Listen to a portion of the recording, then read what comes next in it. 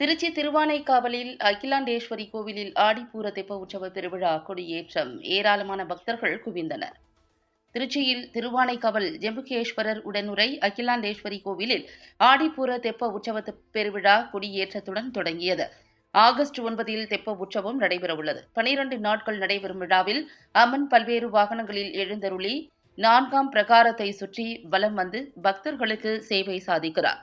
2ஆம் நாளான 30ஆம் தேதி கிளி வாகனத்திலும், 3ஆம் நாளான 31ஆம் தேதி காமதேனு வாகனத்திலும், 4ஆம் நாளான ஆகஸ்ட் 1ஆம் தேதி சந்திரபிரபை வாகனத்திலும், 5ஆம் நாளான 2ஆம் தேதி வெள்ளி ரிஷப வாகனத்திலும், 6ஆம் நாளான 3ஆம் தேதி பல்லக்கு கோடி நெய்வேத்தியமும், 7ஆம் நாளான 4ஆம் தேதி ஆடி அமாவாசை பஞ்சமூர்த்திகளுடன் வெள்ளி ரிஷப வாகனத்தில் புறப்பாடும், 8ஆம் நாளான 5ஆம் தேதி சிம்ம வாகனத்திலும், 9ஆம் நாளான 6ஆம் தேதி காலை கோரதத்திலும், மாலை வெள்ளி மஞ்சத்திலும், 10ஆம் நாளான 7ஆம் தேதி ஆடிப்பூர மஞ்ச மாலை அம்மன் சன்னதியில் ஏற்றி இறக்குதல், அம்மன் மடிசார் சேவையும், 11ஆம் நாளான 8ஆம் தேதி வெள்ளி மஞ்சத்திலும் அம்மன் எழுந்தருளி பக்தர்களுக்கு சேவை சாதிக்கிறார்.